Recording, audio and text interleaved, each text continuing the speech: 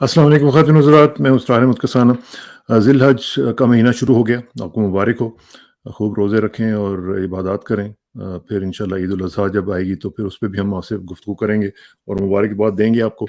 सियासी मंज़रनामा जो है वो चल रहा है, आपको मालूम है। इमरान खान साहब की हियरिंग थी। वो गए, उनको वहाँ पे मुलाकात हुई मुख्तलिफ लोगों से। इसका भी ज़रा तज़िया करेंगे, बाकी चीज़ें भी चल रही हैं। और इन तमाम उमूर पे गुफ्तगू करने के लिए हमारे साथ तशरीफ़ रखते हैं जनाब हारून रशीद साहब। हारून भाई, अस्सलाम वालेकुम जी। वालेकुम अस्सलाम वरहमतुल्लाह।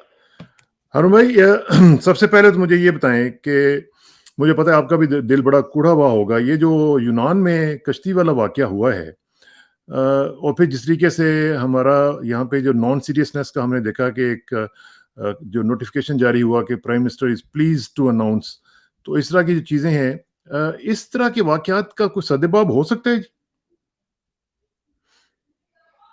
देखिए ना, ये एक दिन में खराबी पैदा नहीं हुई है। एक मकान पे बारिश बरसती रहती है और कोहनगी आती रहती है और आप कोई परवाह नहीं करते, तो फिर एक वक्त यही आएगा कि एक मजाक बन जाएगा। ये बेहिसी जब पैदा हो जाती है तो फिर वो बढ़ती चली जाती है बरसात की घास की तरह।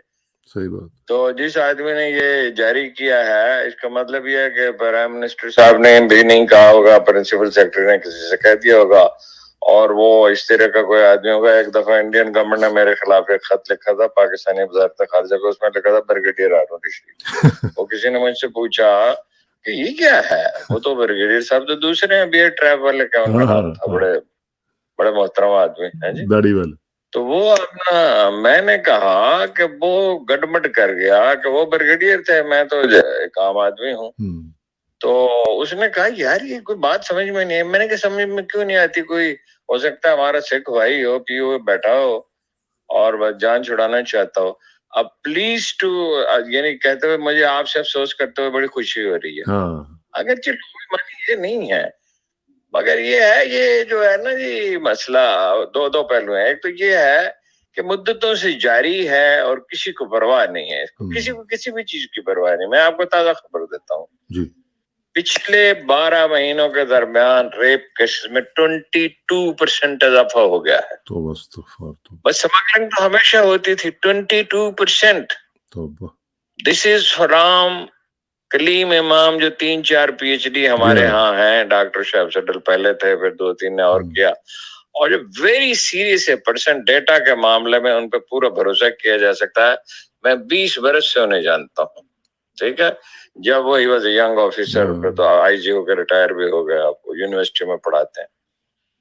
जब रेट नहीं रहती है हुकूमत की तो फिर कुछ भी हो सकता है। एवरीबॉडी नोज कि अपना गुजरात में सबसे ज्यादा, फिर मंडी बहाउद्दीन में, फिर गुजरावाला में, फिर अपना इधर इस्लामाबाद पिंडी में भी है, लेकिन गुजर खां में, मीरपुर में गैंग है, कुछ कश्मीर में भी है। तो ये इंटेलिजेंस क्या कर रही है, और कर रही है, और अगर रिपोर्टें भेजती है तो वो जो फैसला करने वाले हैं, सारी एनर्जी तो लग रही है पॉलिटिक्स में, सारी एस्टेब्लिशमेंट की भी और हुकूमत की भी। तो बाकी वो इतना दर्दनाक वाकया है। देखिए, समंदर की मौत ऐसी चीज है कि फुकहा में से बाज ये कहते हैं कि जो समंदर का सफर करके आए उसकी गवाही कबूल नहीं करनी चाहिए, इसलिए कि वो अगर तूफान आ गया है तो उसके हवास सलामत कैसे रह सकते हैं। जहाज में हमने देखा है, ये जब ये छोटे जहाज होते थे, जब खत्म हो गए हैं, पेशावर से लाहौर जाते थे अफगानिस्तान की कवरेज के लिए, तो लोग जो है उनकी हालत खराब हो जाती थी, एयर पॉकेट्स थी, और समंदर की जो मौत है उससे तो पनाह मांगी गई है। मुझे याद नहीं है इस पे जनाब रसूल सल्लल्लाहु अलैहि वसल्लम का कौल मुबारक है या नहीं, लेकिन बहरहाल ये तो इतनी दर्दनाक है। फिर पाकिस्तानियों के साथ ये सलूक क्यों किया गया कि उन्हें सबसे निचली मंजिल में रखा गया, बच्चों को और औरतों को जहाँ सामान रखा जाता है वहां रखा जाता है। फिर ये किसी में हिम्मत नहीं है कि यूनानी हुकूमत से पूछे कि भाई हमारे यहाँ तो 2 हफ्ते पहले एक वो जहाज जो है इंडिया का, बड़ी कश्ती आ गई थी, तो हमने फौरन इर्द जहाज ढूंढे, हमारी नेवी ने एक गैर मुल्की जहाज, फिर खुद भी पहुंचे पाकिस्तानी नेवी के लोग और उनको बचाया। उसमें थोड़े मुसाफिर थे, वैसे 20-25-30 ही थे शायद। तो ये आपके गार्ड जो है देखते रहे, कश्ती तो वो खड़ी रही, बहुत देर तक खराब होकर खड़ी रही, उसका इंजन وہ اپنا وہاں سے لیبیا سے چلی تھی اور مصری ایک اس کا آنر تھا. تو ایک یتیم قوم ہے, یرغمال قوم ہے. شہباز شریف کو پیسے بنانے سے فرصت ہو, مولانا فضل الرحمان کو اور زرداری صاحب کو سازشیں کرنے سے فرصت ہو, تو ان چیزوں کے بارے میں سوچیں. اور جب حکمران لاپرواہ ہوتے ہیں تو سول سروس بھی اتنی ہی لاپرواہ ہوتی ہے. آپ گمان کر سکتے ہیں کہ ظہیر الدین بابر کا کوئی جنرل جو ہے وہ لیتھارجک ہو سکتا تھا, اور ہوتا تو پھر کیا نتیجہ نکلتا. آپ گمان کر سکتے ہیں کہ وہ اپنا اکبر کے دربار میں کوئی آدمی اس کا حکم نہ مانتا, یا شیر شاہ سوری کا. وہ اکبر کا ایک مولوی صاحب تھے, کوئی بڑے منصب پہ نہیں تھے, تو وہ رواج اس وقت یہ تھا کہ گھوڑے جو ہیں وہ نشان زد کر کے پیش کیے جائیں بادشاہ کو, تو وہ پروموشن کے لیے ضروری تھا. اس کا ذکر محمد حسین آزاد نے دربار اکبری میں بڑی تفصیل سے کیا, اور مولوی صاحب کی بڑی مذمت کی ہے کہ بھائی اتنا بھی تم سے نہ ہو سکے کہ گھوڑے ہی 5 نشان زد کر کے پیش کرتے تھے. تو یہ جب جیسے حکمران ہوتے ہیں, الناس اولادین ملوک ہیں, ویسے ہی ان کے ہوتے ہیں. دوسرا یہ ہے کہ اس میں بڑی کرپشن ہے. یہ 2 روٹ ہیں, ایران کے راستے جاتے ہیں, ایران, ترکی, اور پھر آگے اور دبئی, اور پھر وہاں سے جاتے ہیں آگے لیبیا کی طرف, اپنا دبئی, لیبیا سے پھر آگے. وہ یہ کشتیاں تو ایسی ہوتی ہیں, جو سمگلر ہیں ان کے نزدیک انسانی جانوں کی کیا قیمت ہو سکتی ہے جی. اور یہ گہری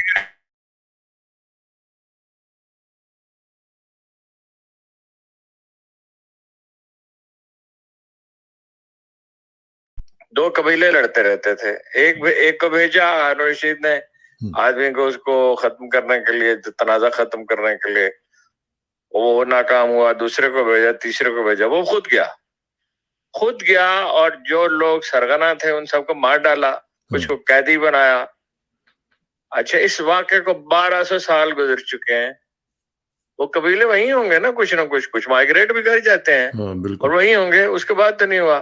لندن کا یہ 3-4 سال پہلے کا واقعہ آپ کو معلوم ہے. وہ ڈوٹی کی دکان ہے, اور میں ان دنوں شام کو ہر روز جو ہے وہ لندن ٹیلی فون کرتا تھا ہمارے جو لارڈ انور صاحب ہیں ان کو, اور روز کی ڈیولپمنٹ دیکھتا تھا.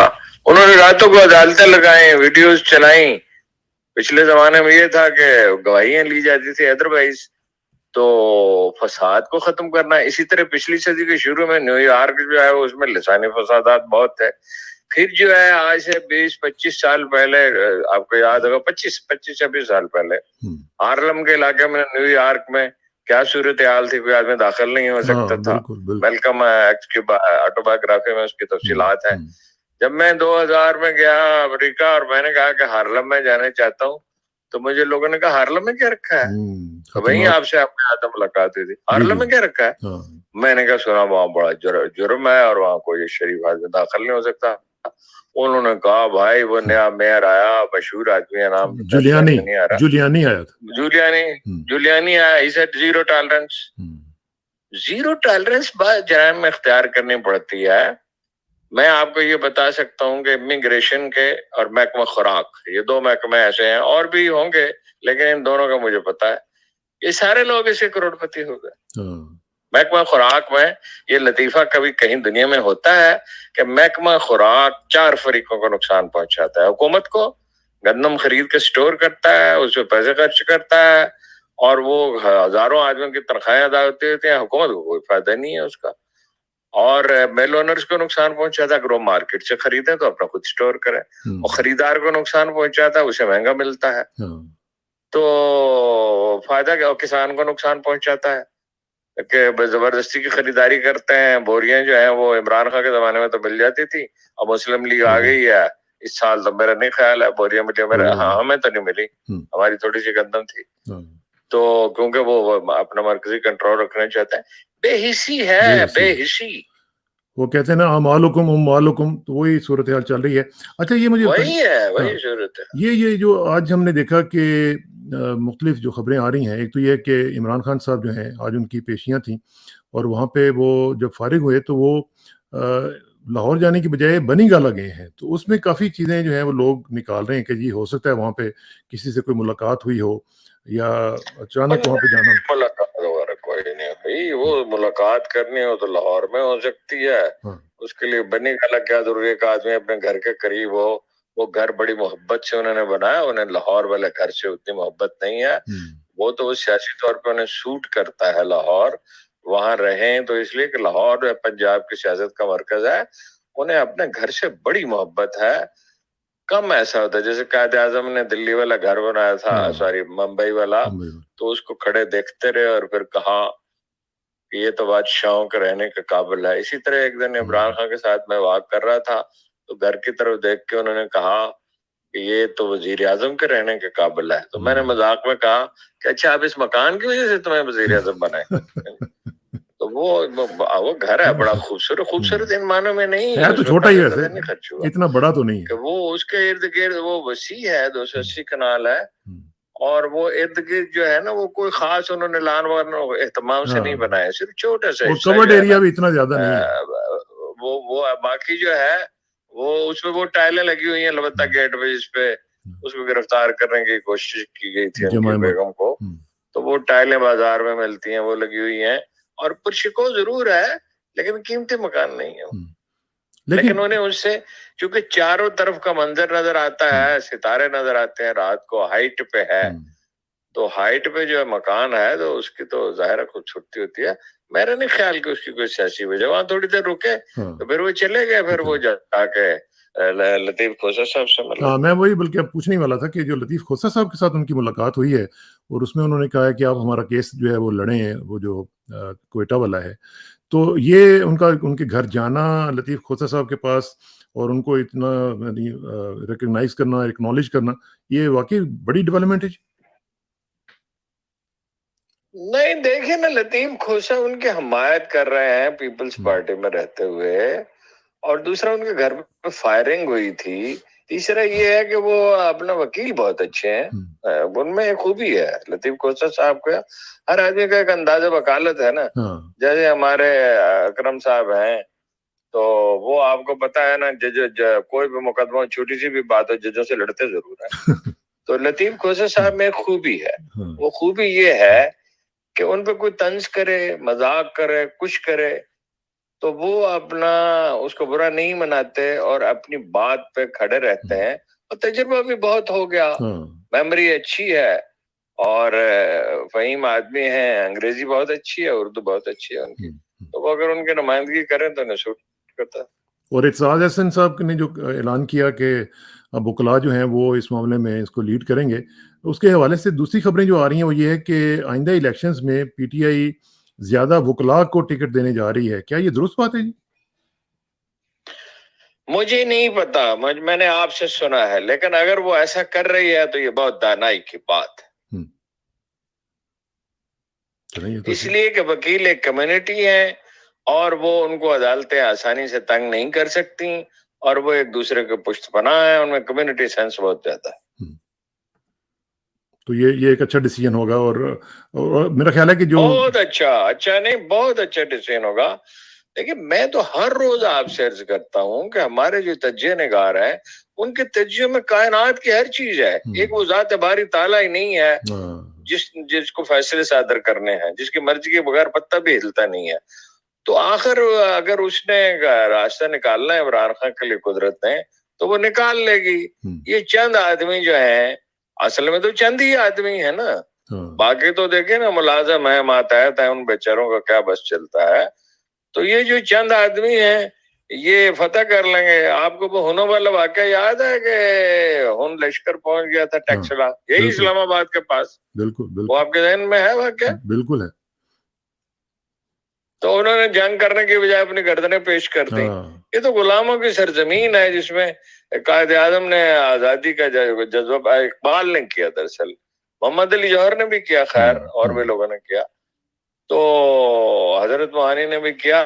اس وقت ایک بیداری کی لہر اٹھی تھی, لیکن ڈیپ روٹڈ احساس کمتری ہے, انفیریئرٹی ہے, کمپلیکسز ہیں, عدم تحفظ ہے, لیڈروں پہ انحصار کرنے والی قوم ہے اور لیڈروں کو دیوتا سمجھتی ہے. کچھ لوگ زرداری کو دیوتا سمجھتے ہیں, کوئی نواز شریف کو, کوئی عمران خان کو. او بھائی جدید پولیٹیکل پارٹیاں بناؤ, ڈسکشن ہو. قرآن مجید نے تو ایک ہی حکم دیا, وامرهم شورا بینہم. اگر لوگ اپنا حوصلہ مندی کا مظاہرہ کریں پھر یہ کہ خوف کی لہر آتی ہے تو ایسے سہم جاتے ہیں. میڈیا تو سارا سہما ہوا ہے, اور پولیٹیکل پارٹیز جو ہیں وہ اپنا روتی پیٹتی بہت ہے, لایا عمل کسی کے پاس نہیں. تو میڈیا کیوں اتنا سہم گیا؟ وکیلوں والا فیصلہ کر کیا تو بہت اچھا کیا. میڈیا اتنا کیوں سہم گیا جی؟ میڈیا اس لیے سہم گیا, اب اس میں کوئی صلاح الدین تو کیا, کوئی مجید نظامی بھی نہیں ہے. بات یہ ہے کہ ایک تو اشتہار مل رہے ہیں, ایک یہ ہے کہ خوف جو ہے وہ بہرحال اگر طاری ہو جائے تو یہ میڈیا والے کون سے, یہ وہ میڈیا تو نہیں ہے جو کبھی ہوا کرتا تھا, یہ تو کاروباری میڈیا ہے.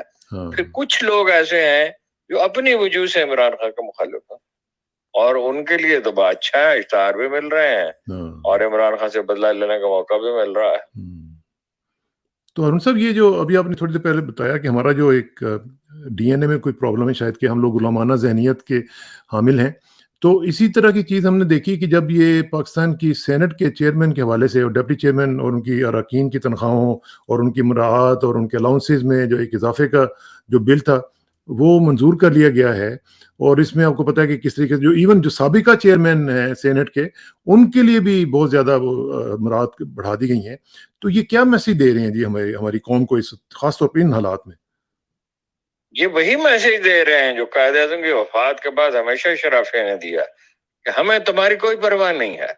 جو اسپیکر صاحب ہیں سندھ اسمبلی کے پیپلز پارٹی کے, آپ کو یاد ہے انہوں نے ایک ووٹر نے کہا کہ میں آپ کا ووٹر ہوں, وہ کلپ آپ نے دیکھا تھا, میں آپ کا ووٹر ہوں, تو انہوں نے کہا میں تمہارے ووٹ پہ وہ کرتا ہوں. ٹھیک ہے, وہ لفظ میں کہنا نہیں چاہتا. تو وہ میسج یہ ہے اشرافیہ کی طرف سے کہ ہم تمہیں غلام بنا کے رکھنا چاہتے ہیں. بس دنیا کی ساری قومیں اس سے گزری ہیں, اس خوف کے پل پر سے گزرنا پڑتا ہے, یہ بڑا مشکل کام ہے.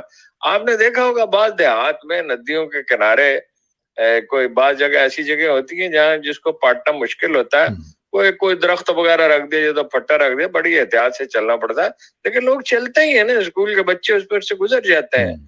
اور بھائی خوف آتا ہے, اس کا تجزیہ کرنا چاہیے. 25 کروڑ آدمی ہیں, چند آدمیوں نے یرغمال بنا رہے ہیں, اور ٹھیک ہے وہ ان کو کارندے بھی مل جاتے ہیں, لیکن ایسی بھی کیا قیامت آئی ہے جی, نوکری چلی جائے گی, کاروبار کو نقصان ہو جائے گا, اور تمہارے خدا پہ کوئی یقین ہی نہیں ہے. جو وعدہ کرتا ہے رزق کا, جس کا وعدہ ہے کہ عزت اس کے ہاتھ میں ہے, جس کا وعدہ ہے کہ نفع و نقصان اس کے ہاتھ میں ہے, وہ تھوڑا سا توکل ہو آدمی کو تو کیا ہے. پریشر تو سبھی پہ ہے, ایسے لوگ بھی ہیں جو اس پریشر میں نہیں آئے اور ڈٹ کے کھڑے رہے ہیں, اور ایسے بھی لوگ ہیں جو جن کے پاس تعویلیں ہیں اور خوف ہے, اور کچھ اپنے کرتوتوں کی وجہ سے بھی ہے. لیکن ارون صاحب, یہ جو مائنڈ سیٹ ہے, میں جس طرح ابھی چاہ رہا ہوں کہ اس کے اوپر آپ تھوڑا سا مجھے بتائیں. فار ایگزامپل, سابق چیئرمین سینٹ کو جو گزر چکے ہوئے ہیں ان کو 12 ملازمین ملیں گے, 6 اہلکار جو ہیں سیکیورٹی کے ملیں گے. اچھا, اسی طرح دیکھیں سابق اس لیے دیے ہیں کہ ان کو دینا. دیکھیے عام حالات میں یہ کوئی بڑا اضافہ نہیں تھا. اس میں 2 بنیادی پرابلم ہے. ایک پرابلم یہ ہے کہ بھائی یہ صادق سنجرانی صاحب خاص طور پہ انہوں نے اپنے لیے کچھ برات منظور کرائی ہیں, 2.5 لاکھ روپے, 50 لاکھ روپے کا فرنیچر. 50 لاکھ روپے کا فرنیچر کیا کرنا ہے؟ 1 لاکھ سے بڑھا کے 50 کر دیا. ہاں جی, 1 لاکھ سے بڑھا کے 50 لاکھ کر دیا. 50 لاکھ کا فرنیچر کیا کرنا ہے؟ وہ کون سا فرنیچر ہے بھائی؟ 30 35 40 ہزار 50 ہزار روپے اچھے صوفہ مل جاتا ہے. آپ نے 100 صوفے خریدنے ہیں؟ مطلب کس طرح کا چاہیے؟ بے حسی ہے. اور صادق سنجرانی صاحب ایسے ہی آدمی ہیں. جب ان کو بلایا تھا نا وہ مصالحت کرانے کے لیے پچھلے چیف منسٹر صاحب پہ, جب کچھ لوگوں کو اعتراض تھا, اعتراض یہی تھا جام کمال پہ کہ بھائی وہ زیادہ بلائج نہیں کرتے تھے, ان کی تربیت وہ زیادہ تر کراچی میں رہے ہیں. تو ان کو جب بھیجا گیا مصالحت کے لیے صادق سنجرانی کو, تو میں نے کہا تھا سبحان اللہ, خان صاحب کس کو بھیجا ہے؟ اس آدمی کو وہاں ٹھیکے لینے ہیں, یہ ٹھیکیداروں کی سرپرستی کرنی ہے. بے حسی ہے. دیکھیے نا ان حالات میں اس کی مثال یوں دیتا ہوں کہ ایک آدمی ہے اور اس کے بچوں کی اسکول کی فیس مشکل سے ادا ہوتی ہے, اور کھانا انہیں اچھا نہیں ملتا ہے, اور لباس کے لیے بھی دشواری ہے. اب وہ نکلا ہے گھر سے کہ میں تو میں نے ٹی وی پہ جانا تو میں اٹالین سوٹ سلوا لوں. ہاں اٹالین سوٹ سلوانے میں کوئی حرج نہیں جس نے ٹی وی پہ جانا ہو, لیکن اگر اب وہ اپنے بچوں کو بھی سلوا کے دے سکتا ہے. بھائی لوگ بھوک سے مر رہے ہیں اور آپ جو ہے اپنی برات میں اضافہ کر رہے ہیں. عام حالات میں یہ کوئی بڑا واقعہ نہ ہوتا, لیکن یہ بے حسی کا مظہر ہے. اور یہ پہلی دفعہ تھوڑی ہے. کہتے ہیں جی ہماری تنخواہیں بہت کم ہے ویسے یہ بات ٹھیک ہے, لیکن آپ امیر لوگ ہیں. ان میں وہ کتنے ہیں جن کو میں جانتا ہوں کہ 2.5 کروڑ روپے دے کے تو یہ انہوں نے سینٹرشپ لیا ہے. صحیح بات. تو 1 لاکھ روپے سے تمہارا کیا بن جائے گا بھائی؟ اور ویسے بھی آپ لوگوں کی ان لیکن پٹ کیا بے حسی ہے نا. آپ کی کارکردگی بھی تو دیکھنی چاہیے نا کہ کارکردگی ان کی کیا ہے. وہ کارکردگی تو 0 بھی نہیں ہے, 0 سے بھی کم ہے, مائنس ہے. کارکردگی کیا, صادق سنجرانی کی تو میجورٹی نہیں ہے, وہ اپنا سرپرستی کی وجہ سے میجورٹی ہے. اچھا یہ جو انہوں نے آج جو تحریک استحکام ہے, استحکام پارٹی, انہوں نے اپنے لوگوں کو, نعمان لنگڑیال کو, روہن چودھری کو بھی کہہ دیا کہ آپ اب گورنمنٹ چھوڑ دیں. اور ساتھ ساتھ ہم یہ بھی دیکھ رہے ہیں کہ جو پیپلز پارٹی کے بھی نخرے ہیں وہ بھی ذرا بڑھنے شروع ہو گئے ہیں. تو کیا پی ڈی ایم جو ہے وہ ٹوٹ رہی ہے, ٹوٹ گئی ہے یا ٹوٹ چکی ہے؟ اور ہے وہ کیس اس لیے ہے کہ بھائی وہ لان تان لوگ کر رہے تھے. ایک طرف تم کہتے ہو ہم انڈیپینڈنٹ پارٹی ہیں, دوسری طرف یہ ہے کہ اب تمہارے آدمی جو کیبنٹ میں بیٹھے ہوئے ہیں, جیسے نا رضا ربانی. اس کا ضمیر اس وقت جاگتا ہے جب اس کو کچھ چوکے لگائے جائیں. 3 ہفتے لوگ کچھ چوکے لگاتے رہے, جیسے پچھلے پروگرام میں نے کہا تھا. تو انہوں نے فوجی عدالتوں کی ڈھیلے سے انداز میں مخالفت کرتی. ٹھیک ہے, اور لوگ جو ہے ان کو کیوں تانا دنی کرتے ہیں؟ رضا ربانی کی تانا دنی کی کیا ضرورت ہے؟ جس آدمی کا لیڈر اپنا آصف علی زرداری ہے, اس کو کیا آپ اخلاقیات کا سبق پڑھا رہے ہیں؟ جو اس کو ان کے والد جو ہے قائد اعظم کے ADC تھے. ذرا غور فرمائیے تربیت کس ماحول میں ہوئی اور کیا بن گئے. تو یہ جو پی ڈی ایم جو ہے, پی ڈی ایم ٹوٹ چکی ہے ایز آف ناؤ یا ابھی ٹوٹنے والی ہے؟ نہیں وہ ٹوٹ نہیں چکی, لیکن اگر عمران خان کو نکالنا ہے, انتخابی مہم نہیں چلانے دینی اور ان کے کاغذات مسترد کرنے جو آسان کام نہیں ہے, اور ان کے امیدواروں کو بھگانا ہے اور ان کے ووٹروں کو اندر داخل ہونے نہیں دینا, اور یہ تہیہ ہے کہ ان کی حکومت بنانی ہے یا نون لیگ کی کا وزیر اعظم بنے گا یا پیپلز پارٹی کا, تو پھر جب یہ مرحلہ آئے گا تو پھر اقتدار میں تو کوئی کسی کا لحاظ نہیں کرتا. وہ تو دیکھیں نا, ظہیر الدین بابر جو تھا وہ تو تھا ذرا عالی ظرف آدمی تھا, تو ہمایوں لے گیا ہیرے اور جواہرات, بدخشاں جاتے اس کو بدخشاں بھیجا, تو اس نے کبھی کہا ہی نہیں اس سے. ویسے اس سے محبت بھی بہت تھی, لیکن اس کے بعد آپ گنتے جائیں, اکبر کے بیٹے نے بغاوت کی, جہانگیر کے خلاف شاہ جہاں نے بغاوت کی, شاہ جہاں کے خلاف اورنگزیب عالمگیر نے بغاوت کی. اقتدار میں کون کسی کا دوست ہوتا ہے؟ بڑا جابر قسم کا کام ہے یہ. تو اچھا یہ مجھے بتائیں ہارون بھائی, یہ جو آج آپ نے انٹرویو دیکھا ہوگا اسد عمر صاحب کا جو انہوں نے ایئر وائی پہ دیا ہے کاشف عباسی کو, میں ابھی اتفاق سے دیکھ رہا تھا, میں نے پہلے دیکھا نہیں تھا, وہ چند فکرے ہی میں نے اس کو سنا. تو اس میں وہ بیسیکلی وہ یہ کہہ رہے تھے کہ میں پہلے ہی اختلاف کرتا تھا ان پالیسیز سے, اور پھر میں نے استعفیٰ دے دیا ہے, لیکن اس کے بعد پھر ان کا جو ریئیکشن آیا ہے پی ٹی آئی کی طرف سے بھی, رؤف حسن صاحب نے اس کے اوپر تفصیل سے اس کا ڈائسیکشن کی ہے. تو یہ جو ان کا کہنا ہے اسد عمر صاحب کا کہ جناب میں تو پہلے بھی ان چیزوں کے خلاف تھا, یہ پالیسیز نہیں ٹھیک تھیں, ہمیں اس طرح ٹیک آن نہیں کرنا چاہیے تھا, تو آپ سمجھتے ہیں کہ یہ درست بات ہے, یہ پہلے یہ صرف خاموشی سے بیٹھے ہوئے تھے اور اب آ کے بول رہے ہیں؟ دیکھیے سچ وہ ہوتا ہے جو بر وقت بولا جائے. مجھے نہیں پتا, انہوں نے ضرور کہا ہوگا, لیکن جب اختلاف کیا جائے تو لجاجت سے نہیں کرنا چاہیے. میں نے پی ٹی آئی کے لیڈروں کو جب بھی خان صاحب سے اختلاف کرتے دیکھا, لجاجت کے ساتھ کرتے دیکھا. حالانکہ ہم عمران خان صاحب سے کتنی دفعہ کتنی باتوں پہ ہم نے جھگڑا کیا ہے, اور کوئی ایسی بات نہیں, وہ سن لیتے ہیں. وہ صرف اسے یہ پتا ہونا چاہیے, 2 باتیں ضروری ہوتی ہیں کہ یہ آدمی بدخواہ نہیں ہے, یہ بے شک مجھ سے اختلاف کر رہا ہے, اور ممکن ہے جو رائے دے رہا ہے وہ درست بھی نہ ہو, لیکن وہ سنتے رہتے, کوئی ایسی بات نہیں ہے. دوسری بات یہ ہے کہ جو آدمی نفع و نقصان کے چکر میں پڑتا ہے نا, کہ میری پارٹی کی لیڈرشپ نہ چلی جائے, میرا ٹکٹ نہ چلا جائے, اس نے کیا خاص کیا خاک مشورہ دینا. دیکھیے نا دفتروں میں آپ نے دیکھا ہوگا, ہم تو نجی دفتروں میں کام کرتے رہے نا ساری عمر, ذاتی تھے نا ادارے لوگوں کے, جہاں سے چاہیں جب چاہیں نکال دیں. وہ بھٹو کے زمانے تک تو ایک ویج بورڈ ایوارڈ ہوتا تھا, اس میں شرائط ہوتی تھی کہ آپ نوٹس سرو کریں گے, یہ کریں گے, کاروائی کریں گے, کمیٹی بنائیں گے. اس کے بعد تو پھر ضیاء الحق کے زمانے سے لے کے آج تک تو ملازمت ایک ٹیلی فون پہ ختم, ایک ٹیلی فون پہ قائم وہ ملتی ہے اور ایک ٹیلی فون پہ ختم ہو جاتی ہے. تو اس دفتروں میں بھی ایسے لوگ ہوتے ہیں جو مالکان سے اختلاف کرتے ہیں اور ان سے کہتے ہیں کہ یہ ادارے کے مفاد میں نہیں ہے. ہم چونکہ اس پروفیشن میں ہم سمجھتے ہیں, لیکن اس کے لیے اخلاقی ضرورت چاہیے نا, اخلاقی ضرورت تو ہے نہیں. پارٹیاں کہاں ہیں, لیڈر ہیں بس, ایک لیڈر ہے, اس کی پارٹی ہے, اس کے فدائین ہے, وہ دیوتا ہے, آپ اس سے اختلاف نہیں کر سکتے. میں تو کئی اتفاق سے کبھی چلا جاتا تھا, لیڈر بیٹھے ہوتے تھے, میں تو ان میں سے کسی کو جم کر خان صاحب سے اختلاف کرتا نہیں دیکھا.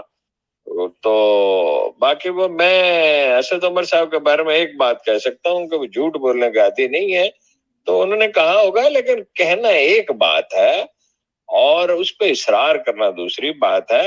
وہ نقطہ ان کا ٹھیک تھا, وہ تو میں بھی اس کا قائل تھا کہ الیکشن اگر 2-3 مہینے کی تاخیر ہوتی ہے تو کوئی حرج نہیں, لیکن خان صاحب میں ایک تاجیل پسندی ہے. انہوں نے بات نہیں سنی ہوگی, لیکن یہ جو ان کا سٹیٹس ہے اس وقت وہ کیا ہے, وہ کہتے ہیں میں پارٹی میں بھی ہوں اور عہدے بھی میں نے چھوڑ دیے ہیں, تو پھر ان کی کیا مطلب, پارٹی کے ممبر تو وہ ہے نا.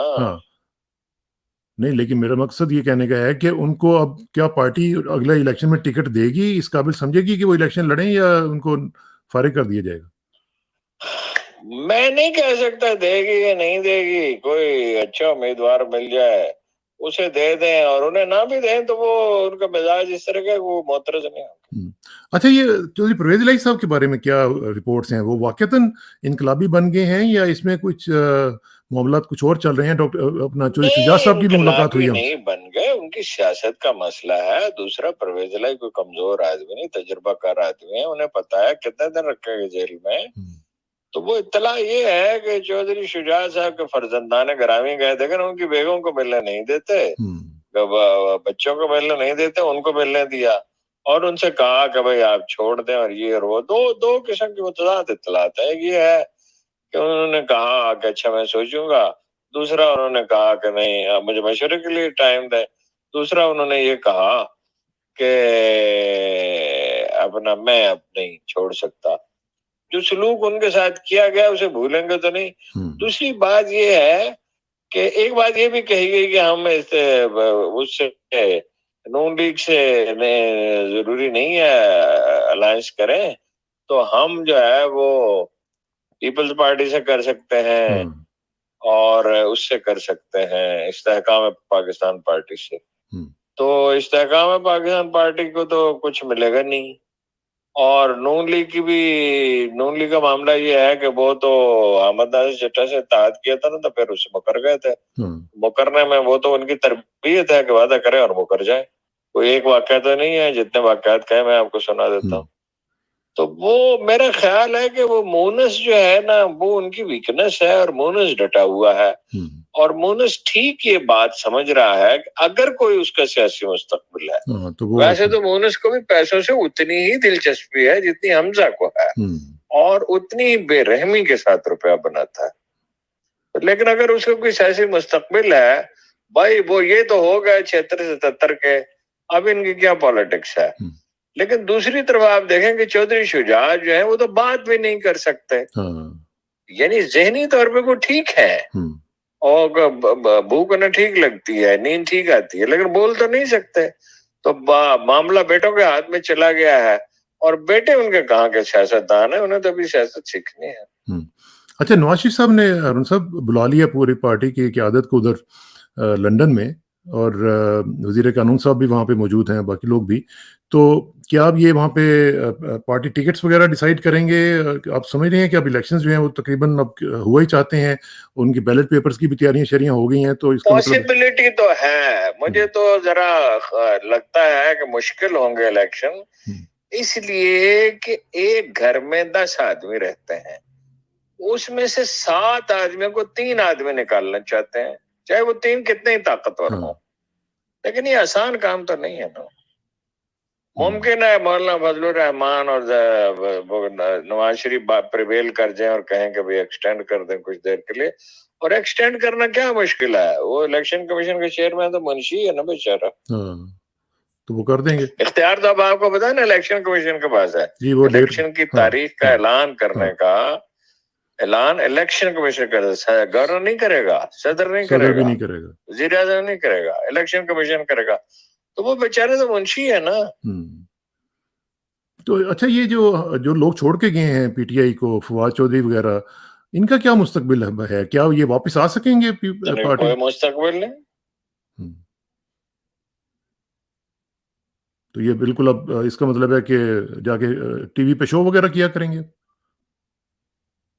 شو بھی کہاں کریں گے, ان پہ کون ٹی وی پہ جاتا ہے, سوائے اس کے اپنا کبھی کبھی وہ آتے ہیں اسحاق خاکوانی صاحب, ان کے چونکہ ذاتی اخلاقی پوزیشن اچھی ہے تو انہوں نے کبھی کوئی چھچورا کام نہیں کیا, اخبار میں ان کا احترام کرتے ہیں, یا فردوس عائشہ گوان جاتی ہیں تو فردوس عائشہ گوان کو تو لڑائی بڑائی کا ویسے ہی شوق ہے, تو وہ کیا نمائندگی کریں گے, کیا تاثر ہوگا, ان کا کون سا آدمی جاتا ہے جی ٹی وی پہ, ٹی وی پہ جا کیا کریں گے, کیا کریں گے.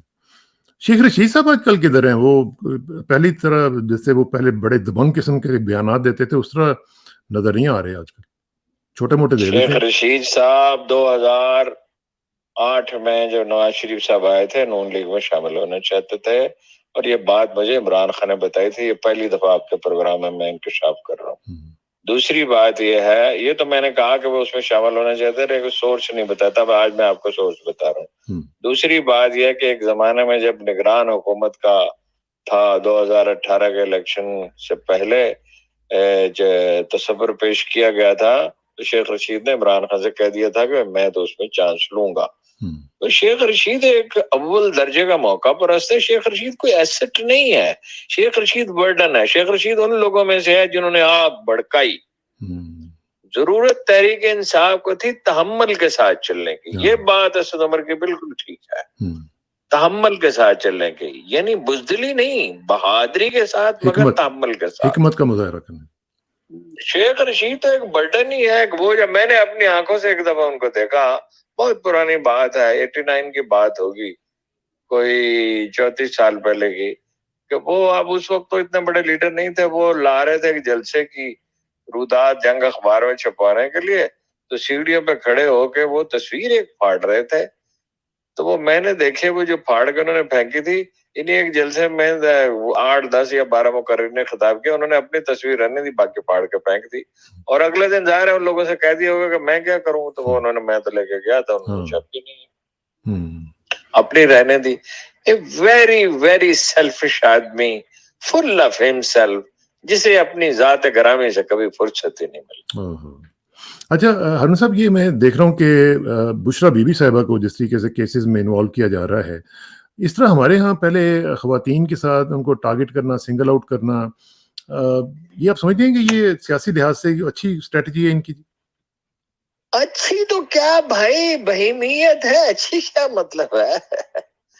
گھریلو مجھے یاد ہے عبدالولی خان صاحب کا میں انٹرویو کرنے کے لیے گیا, ان کی بیگم پہ شاید وہ کابل تشریف لے گئی تھی, تو وہ پیپلز پارٹی کے لوگوں نے, پیپلز پارٹی کے لوگ بھی بڑی تحقیر کیا کرتے تھے, لوگ بھول گئے ہیں, تو ولی خان صاحب سے سویرے سویرے میں انٹرویو کرنے کے لیے گیا, لاہور تشریف لائے ہوئے تھے, تو انہوں نے بڑے رنج کا اظہار کیا. یہ ہوتا نہیں تھا ہمارے ہاں, لیکن جب ایک معاشرہ اخلاقی زوال کا شکار ہوتا ہے تو پھر کوئی اس کی کوئی حد نہیں ہے کمال کی, اور کوئی حد نہیں ہے زوال کی. قرآن مجید کیا کہتا ہے کہ اسفل السافلین ہو جاتا ہے آدمی, ثم رددناہ اسفل السافلین, اور رانا صاحب اس کا اعلان فرما چکے ہیں, یہ اب منشور ہے نون لیگ کا, کہ ہم کسی ضابطے, کسی اصول کی, کسی چیز کی کوئی پرواہ نہیں کریں گے, یا وہ رہے گا یا ہم رہیں گے. جب یہ کہا جاتا ہے کہ یا وہ رہے گا یا ہم رہیں گے, تو اس کا مطلب یہ ہے کہ قانون, آئین, اخلاق کوئی چیز. اور قانون اور آئین اخلاق کے جو محافظ ہیں ہماری عدلیہ جو ہے, وہ بھی بیچارے چپ کر کے سوئے ہوئے ہیں. اور بائی دا وے میں جسٹس اپنا فائز عیسیٰ صاحب کا بھی بیان دیکھ رہا تھا, جس میں انہوں نے کہا کہ میں جب چیف جسٹس بنوں گا تو میں بینچز کی تشکیل جو ہے اور ان کا جو تمام مقدمات کا نظام ہے بالکل ٹرانسپیرنٹ بنا دوں گا, اور بہترین قسم کا انصاف جو ہے وہ ہوگا, تو ابھی تو وہ اپنے کیسز بھی نہیں سن رہے ہیں, تو کیسے یہ کریں سر گے وہ جب بن جائیں گے اور ایسا کر گزریں گے تو ہم انہیں سلام پیش کریں گے. جب تک یہ ہے کہ میں ایسا کروں گا اس وقت تک کچھ نہیں کہا جا سکتا. بہرحال میں قاضی فائز عیسیٰ کے معاملے میں یہ نہیں سمجھتا جس طرح لوگ سمجھتے ہیں کہ وہ لازماً ایک مہرا ثابت ہوں گے. ہو سکتا ہے وہ انڈیپینڈنٹلی ایکٹ کریں, اس لیے کہ چیف جسٹس کی پوزیشن بڑی مضبوط ہوتی ہے, اس کا بگاڑ کچھ نہیں سکتا. اگر خود وہ اندر سے بزدل ہو یا لالچی ہو تو وہ دوسری بات ہے, ورنہ چیف جسٹس افتخار چودھری نے ہلا کے نہیں رکھ دیا تھا مشرف حکومت کو. تو ابھی ہماری جو چیف جسٹس اور ان کی جو سارے دوست ہیں, جو بردر ججز ہیں, ان کو بھی مثالیں سامنے رکھنی چاہیے نا کہ وہ کچھ نہ کچھ کر سکتے ہیں اس حالات میں. اور دنیا میں یہ کبھی نہیں ہوتا کہ ایسا ہونا چاہیے. ایسے جب آپ نے ججوں کے انتخاب کا طریقہ ہی ایسا رکھا ہے اور اسٹیبلشمنٹ کو ہم سب لوگوں نے مل کر اتنا طاقتور بنا دیا ہے, اور اس میں کوئی ایک قصوروار تو نہیں ہے. پچھلے پروگرام میں میں نے آپ سے عرض کیا تھا کہ عمران خان کو کیا ضرورت پڑی تھی 2018 میں اسٹیبلشمنٹ کا سہارا لینے کی, کیا ضرورت تھی؟ یعنی 2013 سے ان کے ساتھ ہم بحث کرتے آئے تھے, میکنزم بنائے ٹکٹوں کا, اور ان کو بتایا بھی. اللہ کے بندے, قائد اعظم نے اپنا 2046 سے پہلے زبردست میکنزم بنا دیا تھا. پارٹی میں الیکشن بھی ہوتے تھے, اور جناب ٹکٹوں کی تقسیم جی ایم سید نے کہا بگڑ گیا, اور ان کا خیال تھا کہ میں سندھ میں بڑا انفلوئنشل ہوں, اور وہ انفلوئنشل تھے. قائد اعظم نے کہا ایک ٹکٹ ہی نہ دو اس کو, اور ممبئی سے 29,000 روپے بھیجے. 50 روپے تولہ سونا تھا, اب 29,000 کی ویلیو اب آپ لگا لے کتنی بنتی ہے. ہاں جی, تو وہ اپنا ڈائریکٹ مانیٹرنگ کرتے تھے, ٹیلی فون کرتے تھے, کراچی سے پوچھتے تھے مجھے رپورٹ دو, اور اس کو ہرا دیا. وہ آدمی میں جب آدمی سارے تلاش کرتا ہے تو ویکنیس ہے. 2018 میں خان صاحب نے جو اسٹیبلشمنٹ کا سہارا لیا, بہت بڑی غلطی کی. اس میں یہ خود فریبی کا عنصر آ جاتا ہے. پھر وہ باجوہ صاحب یقین دہانیوں پہ یقین کرتے رہے. ہم باجوہ صاحب سے 4 دفعہ ملے, کل 4 دفعہ, اور بالکل فیصلہ کیا کہ ان صاحب سے ملنے کا کوئی فائدہ نہیں ہے, کسی بات پہ قائم ہی نہیں رہتا. اچھا روہن صاحب, آپ کی ملاقاتیں مجھے یاد ہے جنرل کیانی صاحب کے ساتھ بھی کافی ہوتی تھیں.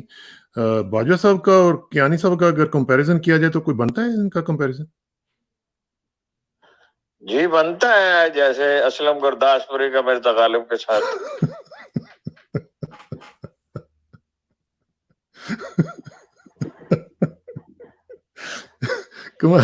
کیانی ایک اتنا بڑا پڑھا لکھا آدمی, اتنا بڑا جنرل, اس کے ساتھ اس قوم نے انصاف نہیں کیا. وہ آپ کو کچھ لوگ سوچتے کیوں نہیں کہ 90 دن میں سوات میں آپریشن کر کے ساری آبادی واپس چلی گئی. اس کے بعد جنرل راحیل شریف جنرل باجوہ کے دور میں 6 سال F-16 طیاروں کے ساتھ ایک چھوٹے سے علاقے میں بمباری کی جاتی رہی, اور 6 سال میں 90% علاقہ جنرل کیانی نے کلیئر کرایا تھا. ان کے پاس 5 سے 10% علاقہ تھا, اور اس میں یہ 6 سال لگے رہے. جنرل کیانی کا اور جنرل باجوہ کا کیا کمپیریزن ہے جی؟ جنرل باجوہ بڑی بڑی باتیں بنانے والے آدمی تھے, جنرل کیانی بولتے ہی نہیں تھے, سنتے رہتے تھے. مجھے یاد نہیں ہے کہ ایک وعدہ انہوں نے کیا اور پورا نہ کیا. وعدہ کرنے میں اتنا تامل کرتے تھے. میں نے کہا ایک پلاٹ دے دیں اس کے لیے شوکت خانم کے لیے. خان صاحب نے مجھے کہا کہ بھائی شوکت خانم کے لیے کراچی میں جنرل صاحب سے کہیں پلاٹ دے دیں. میں نے کہا ٹھیک ہے. تو میری ملاقات ہوتی رہتی تھی, اور آپ کو پتا کیوں ہوتی تھی, تو وہ اپنا میں نے ان سے کہا پلاٹ دے دیں. تو وہ ایک ملتے رہتے ہیں تو تھوڑی سی بے تکلفی تو ہو جاتی ہے. اس طرح کی بے تکلفی تو نہیں تھی, وہ ایک سیریس آدمی ہے. تو میں نے کہا پلاٹ دے دیں 50 کنال کا. انہوں نے کہا اچھا میں دیکھتا ہوں. مراد یہ تھا کہ ڈیفینس میں جو ہے نا وہ اس میں رعایتی قیمت پہ دے دیں, اور میں نے یہ کہا کہ خلق خدا کے لیے, اس کے لیے تو نہیں ہے. تو انہوں نے کہا اچھا میں دیکھتا ہوں اور بندوبست کرتا ہوں. میں نے کہا بندوبست کیا ہے, مطلب ہے آپ ٹیلی فون کریں انہوں سے کہتے تھے. انہوں نے کہا بھائی ہر کام کا ایک قاعدہ اور کرینہ ہوتا ہے, لیکن پھر انہوں نے اپروو کر دیا, جس میں بعد میں جنرل راحیل شریف نے اس میں اضافہ کر دیا. لیکن کتنی باتیں جو ہم ان سے کہتے تھے, مطلب کہ بریگیڈیئر صاحب کا قصہ تھا, وہ الگ بات ہے, کبھی آپ کو بتاؤں گا. 13 میں نے ان سے کہا کہ سادہ لو آدمی ہے, غلطی ہو گئی ہے معاف کر دیں. انہوں نے کہا میں سوچوں گا. تو میں اگلی دفعہ گیا, میں نے کہا وہ برگیڈیئر صاحب کو معاف کر دیں. کہنے لگے بھائی جو لوگ ٹرائل کر رہے ہیں وہ نہیں مانتے, وہ کہتے ہیں یہ قصوروار ہے. وہ تو ایک ضابطہ پسند آدمی تھے. ان کو تو ڈرائیور سے پوچھا تمہارے صاحب کو کبھی غصہ بھی آتا ہے؟ اس نے کہا آتا ہے. اچھا پھر کیا ہوا؟ اس نے کہا ایک دفعہ انہوں نے, آپ کو پتا نا کیانی صاحب کی عادت تھی کہ وہ بہت آہستہ بات کرتے تھے, کئی دفعہ سمجھ میں نہیں آتی تھی, سگریٹ پیتے رہتے. تو وہ آپ نے پوچھا کیا ہوا, کہنے لگے مجھ سے کوئی بات کی مجھے سمجھ نہیں آئی. میں نے پوچھا آپ نے کیا فرمایا؟ تو انہوں نے پھر کہا پھر مجھے سمجھ نہیں آئی. پھر تیسری دفعہ پوچھا تو کہنے لگے اچھا لاؤ چابی دو. چابی لے کے اپنی گاڑی خود ہی چلا کے ہیڈ کوارٹر چلے گئے. اور جنرل گیانی نہ غیبت کرتے تھے, نہ ان کا مزاج ہے, نہ نام رکھتے تھے, نہ سیلف پٹی کے شکار ہوتے تھے. اور آپ کو پتا ہے کہ جب انہوں نے چارج لیا تو حالت کیا تھی؟ حالت یہ تھی کہ جنرل حضرات لیٹ آتے تھے. اس طرح تو نہیں جیسے سول میں ہوتا ہے 2 گھنٹے لیٹ آئے. تو جنرل گیانی نے کیا کیا, وہ اپنا 8 بجنے میں 5 منٹ میں دفتر پہنچ جاتے تھے. کچھ کہا ہی نہیں انہوں نے. اب جب 8 بجے میں 5 منٹ میں چیف آ کے بیٹھا ہوا ہو اور 8:01 پہ کسی کو طلب کرے اور نہ ہو تو اگلے دن تو وہ لیٹ نہیں آئے گا. کیانی صاحب ایک بڑے دانا آدمی, لٹریچر کے طالب علم. لوگوں نے اتنے خرافات بکی کہ جو وہ آسٹریلیا میں جزیرہ, اس جزیرے کا نام تو بتاؤ یار, اس کی ایک تصویر تو بتاؤ. اور آسٹریلین پریس اندھا ہے. جنرل کینی تو ایک صاف ستھرے آدمی ہے. رہ گئے ان کے بھائی, ان سے کچھ شکایات تھیں.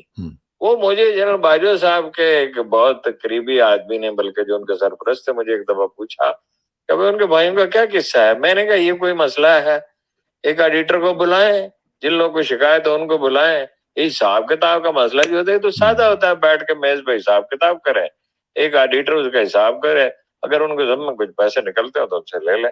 انہوں نے کہا is it so simple? I said yes sir it is so simple. ہاں بس یہ پروپیگنڈا وغیرہ جو ہے اس کے اوپر بھی زیادہ دھیان نہیں دینا چاہیے, اور جو اس طرح کی چیزیں چل رہی ہیں. نہیں, کون سا جزیرہ, جزیرے کا نام ہوتا ہے, اس میں بلڈنگیں ہوتی ہیں. اور جزیرہ کرنا انہوں نے کیا, وہ تو کبھی گئے نہیں آسٹریلیا. جب وہ چیف آف آرمی اسٹاف تھے تو 1 دن کے لیے وہ گئے تھے دورے پہ, یا 2 دن کے لیے, اور وہ اس کے بعد کبھی انہوں نے آسٹریلیا کی زمین, جزیرہ رکھا ہوا ہے, وہاں جانا انہوں نے کبھی نہیں ہے. ان کی عمر کتنی ہے آپ کے خیال میں؟ 70 برس ان کی عمر ہو گئی ہے. گئے وہ کبھی ملک سے باہر ہی نہیں گئے. ایک دفعہ گئے, ان کی صاحبزادی کا کانوکیشن تھا لندن میں, اور خود گئے, خود سامان اٹھایا, اور لندن جا کے خود ایک فلیٹ کرائے پہ لیا, ایک گاڑی کرائے پہ لی. نہ سفارت خانے کو تکلیف دی, نہ وزارت دفاع کو تکلیف دی. وہ ایک خوددار آدمی, بے پناہ خوددار آدمی. ایک دفعہ میں نے ان سے پوچھا کہ فلاں موقع پہ کسی شخص نے آپ کے ساتھ سخت رویہ اختیار کیا؟ تو انہوں نے بڑے دھیمے لہجے میں کہا بھائی نہ میں نے کبھی کسی کی توہین کی ہے, نہ توہین گوارا کرتا ہوں. ایک عزت دار شخص کے ساتھ یہی ہوتا ہے. لیکن باجوہ صاحب کے ساتھ تو جو ویڈیو والا معاملہ ہوا اس پہ بھی تو ہمیں تو ایز اے پاکستانی شرم تو آتی ہے نا جی, اس طرح کے واقعات. جی میں نے کہا جو باجوہ صاحب کے ساتھ ادھر فرانس میں واقعہ ہوا ہے اس پہ ہماری تو توہین کم از کم ہم تو فیل کرتے ہیں نا بینگ اے پاکستانی جی. اور نہیں, باجوہ صاحب نے ڈٹ کے پیسے بنائے ہیں, اس میں کوئی شک ہی نہیں ہے. اور وہ لوگ کہہ رہے تھے باجوہ صاحب جواب دیں گے, یہ کریں گے. میں نے کہا چپ کر جائیں گے, بولیں گے ہی نہیں. میں تو خیر باجوہ صاحب کے خلاف زیادہ بات اس لیے بھی نہیں کرتا, اب کیا بات کر رہے ہیں. جب وہ تھے اس وقت بات کرنی چاہیے تھی. سچ تو ہوا ہے جو بر وقت بولا جائے. چلیں جی ہارون صاحب, بہت بہت شکریہ. انشاءاللہ اس کو کنٹینیو کریں گے, اور مزید جو آپ کے جو تجربات ہیں اور آپ کے مشاہدات ہیں ان کو شیئر کریں گے لوگوں کے ساتھ. انشاءاللہ جلدی ملاقات ہوگی جی. بہت بہت شکریہ. السلام علیکم ورحمۃ اللہ وبرکاتہ.